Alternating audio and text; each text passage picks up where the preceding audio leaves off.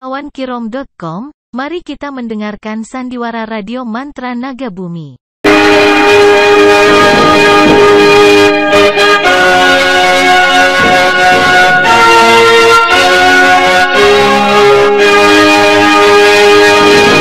PT Citra Perpindo Farma bersama Sanggar Cerita mempersembahkan serial sandiwara radio Mantra Naga Bumi.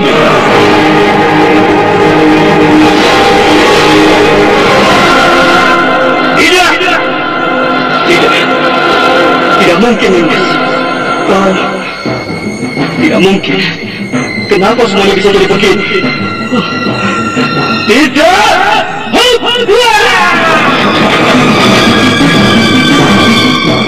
Kakak! Kakak Naga Bumi! Kakak! Kenapa kau tinggalkan aku, Kakak? Kenapa?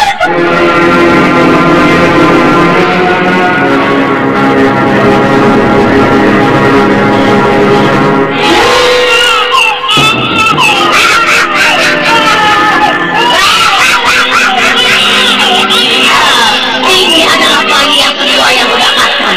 Tinggal dan lama, dan setelah itu semuanya akan berakhir. Aku akan sempurna, dan itu berarti kematian bagi kalian semua orang-orang berjika.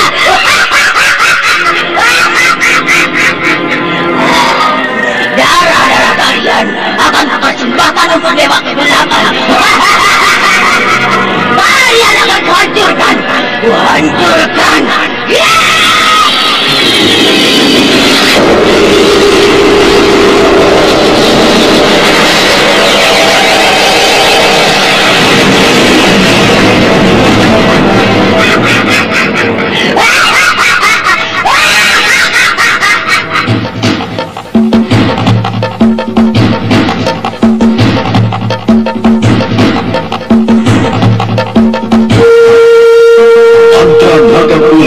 Sebuah kisah misteri tentang hilangnya kitab lawang itu dan mahkota Bim, lambang keperkasaan Mataram kala itu.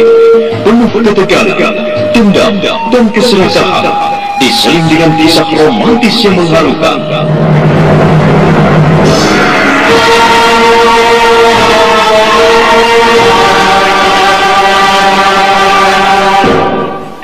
Mantra Naga Bumi, ide cerita, Totok Pramana. Naskah disusun dan ditulis oleh Chandra Argadinata, teknik dan montase Novi Nuh, ilustrasi musik Frans Harius, dengan sutradara Ian Pertiwi.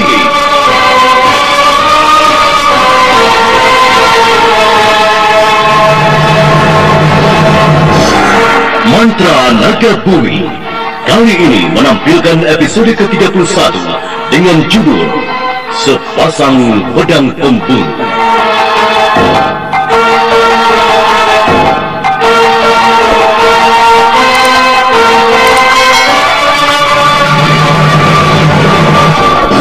Dalam seri yang ke-12 ini didukung oleh para pelakon M. Agung sebagai Rama Wisesa, Nanang sebagai Kontaro, Heni sebagai Kinanti, Ana Sampayong sebagai Sri Endang, dibantu oleh Wahyu Chandra dan Musri Nurdin pengantar cerita.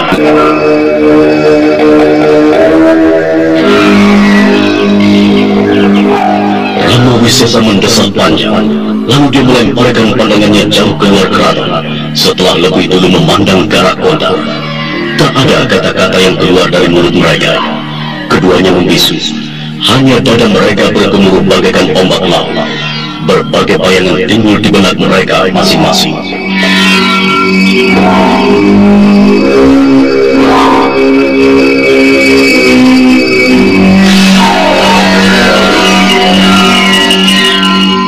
Itu memang satu ketakutan, dan kita harus mencari jalan untuk mengatasinya.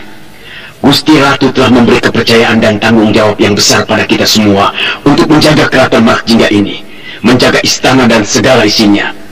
Keraton ini tidak boleh dirusak, apalagi sampai hancur oleh tangan-tangan yang tidak bertanggung jawab. Benar, Paman. Saya juga tidak mau keraton ini dirusak atau dikuasai oleh orang lain, apalagi orang-orangnya Rakai Maisa. Jadi pada dasarnya kita semua harus mempertahankan keraton ini sampai titik darah yang penghabisan.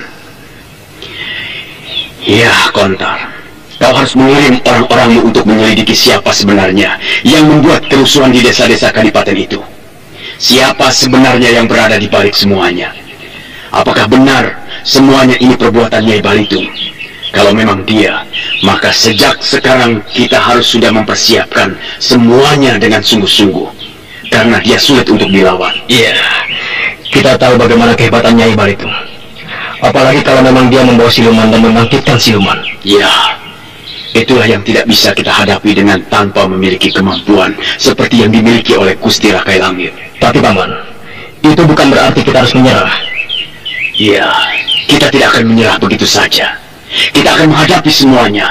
Kita akan atasi semuanya dengan segenap kemampuan kita. Kita akan persiapkan semuanya dengan seksama. Kita didik para prajurit untuk bekerja dengan baik. Banyak buku ilmu silat tingkat tinggi yang ada di dalam keraton ini. Kita bisa mempelajarinya, lalu memberikan bimbingan para prajurit utama. Iya, Paman. Saya akan mencoba hal itu. Sekarang saya mohon diri, Paman. Silahkan, Kontar. Iya, Paman. Oh ya, Paman. Saya titipkan nanti di sini dulu. Agaknya ada yang akan saya bicarakan dengan Paman. Iya, biarkanlah dia di sini dulu. Nanti aku akan mengantarnya pulang. Terima kasih, Paman. Saya mohon diri. Kontar meninggalkan Brahmawisa sendiri. Laki-laki itu hanya mengantar sampai di depan pendopo. Tak lama setelah itu, dia berjalan ke arah taman pendopo.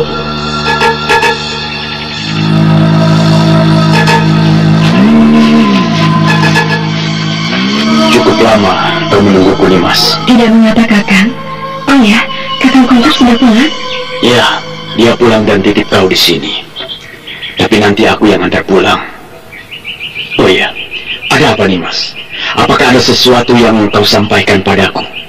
Katakanlah, Nimas. Sebenarnya tidak ada apa-apa, Kakang. Aku hanya ingin menyampaikan pesan Paman Dasren. Beliau bertanya padaku bagaimana tentang hubungan kita. Itu toh yang jadi persoalannya. Jangan khawatir, Nimas, semuanya akan kita selesaikan. Katakan pada Paman Dasren, aku akan segera mengambilmu menjadi istriku. Dan itu tidak lama lagi. Aku rasa semuanya sudah hampir beres. Sekarang ini aku hanya ingin mengatur semuanya agar bisa menjadi semakin tenang. Setelah semuanya selesai, maka kita akan segera naik pelaminan. Dan kau akan menjadi pendampingku dalam keraton ini. Iya, Kakang. Aku sebenarnya tidak ada masalah. Hanya Paman Dasren mengatakan padaku agar ada kejelasannya. Sebab sudah banyak yang tahu tentang hubungan dan cinta kita. Iya, aku mengerti, Nimas. Aku juga sangat mencintaimu. Walaupun sebenarnya aku harus menyadari tentang ketuaanku. Yang seharusnya aku memiliki rasa malu karena mengawini seorang gadis yang masih muda sepertimu. Mungkin saja orang-orang akan menilai bahwa aku menekanmu dan menggunakan kekuasaanku agar kau mau menjadi istriku. Kakang, tidak akan ada yang berkata seperti itu. Aku akan marah pada mereka kalau mereka mengatakan akan hal itu. Karena aku amat mencintaimu, Kakang. Dan semua itu bukan karena Kakang menjadi seorang perwira tinggi. Kakang, demi dewata aku, cintaku tulus pada Kakang. Kau tidak menyesal memilih aku seorang laki-laki yang sudah berumur? Tidak, Kakang. Aku tidak merasakan itu. Atau mungkin Kakanglah yang harus menyesal karena memilih aku seorang gadis desa. Gadis desa yang tidak memiliki pengetahuan apa-apa kecuali memasak dan membantu kerja di sawah. Sedangkan di keraton ini, aku tidak bisa berbuat banyak. Jangan kau bicarakan hal itu, Nimas. Kalau kau menjadi istriku, kau harus belajar banyak. Dan aku akan mendatangkan guru yang baik untukmu. Kau bisa belajar membaca dan menulis, bisa tahu tentang ilmu ketatanegaraan ataupun ilmu sastra. Kau akan mengajariku seperti itu, Kakak? Benarkah? Iya. Tidak mungkin aku bohong padamu. Percayalah, aku akan panggilkan guru untukmu. Hari-harimu harus kau isi dengan membaca dan menulis. Terima kasih, Kakak. Terima kasih.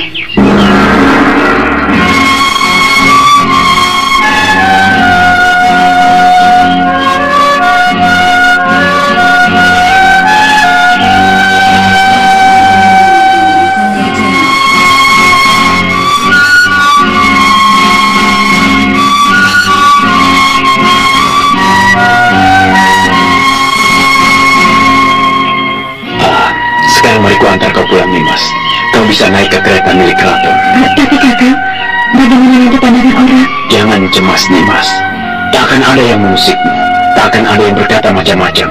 Aku hanya mencemaskan nama baik kakak dan menghindari pandangan orang terhadap diri kakak sendiri. Jangan cemaskan hal itu, Nimas. Tak akan ada yang berpikiran seperti itu. Dan kalaupun ada yang iri atau mengusikku, aku akan memeriksanya. Dan banyak orang-orang yang akan membantu kita. Kita melakukan semuanya dengan kewajaran. Kenapa mesti ragu? Apakah salah kalau kita saling mencintai? Kakak sangat baik dan begitu memperhatikan diriku. Kita tinggalkan dulu keraton Merakjinga dan Ramawisesa bersama Kinanti kekasihnya. Kita beralih jauh ke sebelah barat desa Kalasan.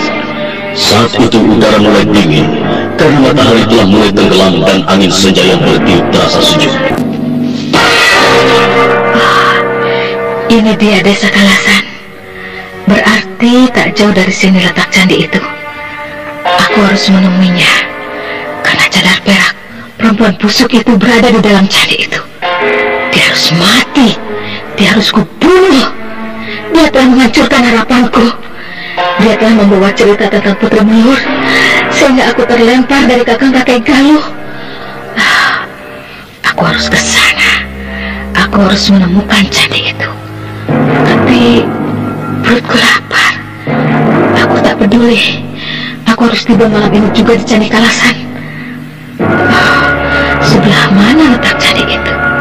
Apakah sebelah sana ataukah sebelah sini?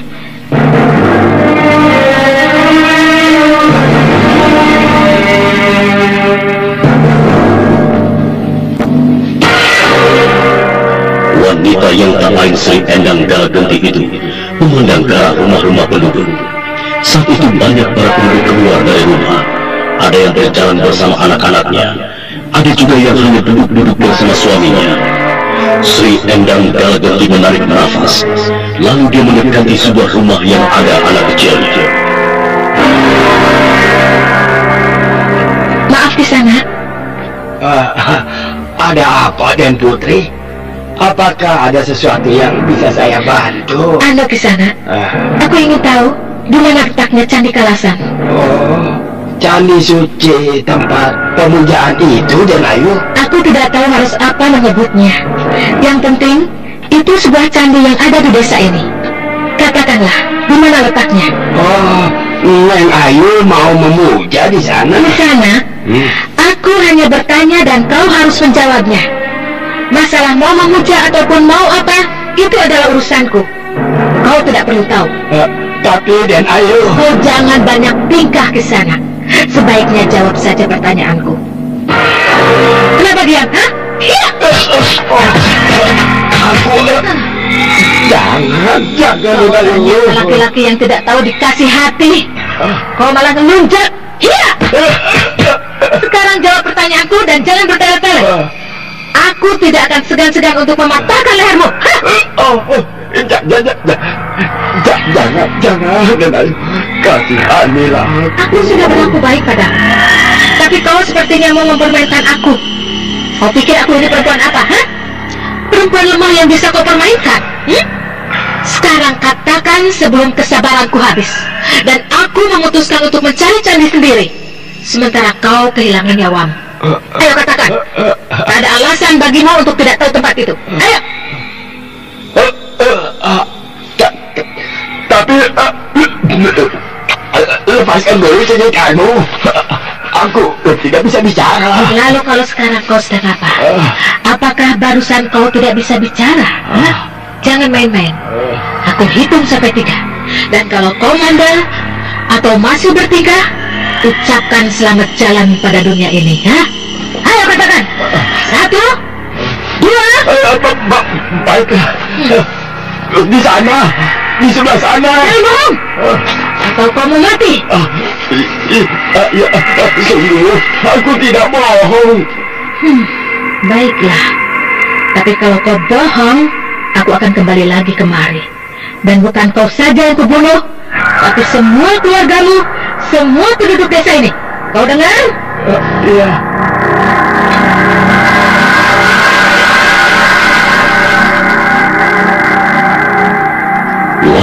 Laki tua itu tak menjawab. Wajahnya pucat sekali. Sedangkan Sri Endang telah meloncat pergi dengan cepat ke arah yang ditujukan oleh laki-laki itu. Sebentar saja tubuhnya hilang di dalam kegelapan malam.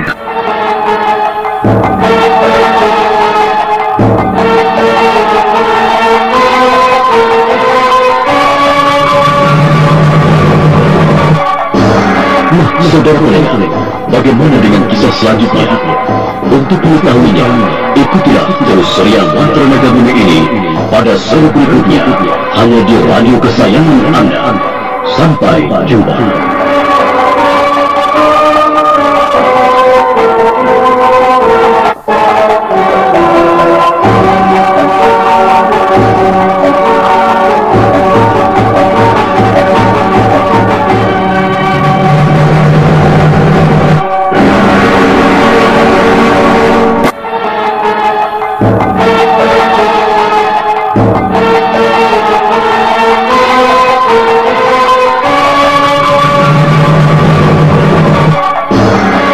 Saudara-saudara, bagaimana dengan kisah selanjutnya?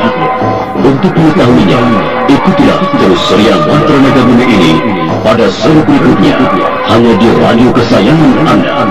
Sampai jumpa.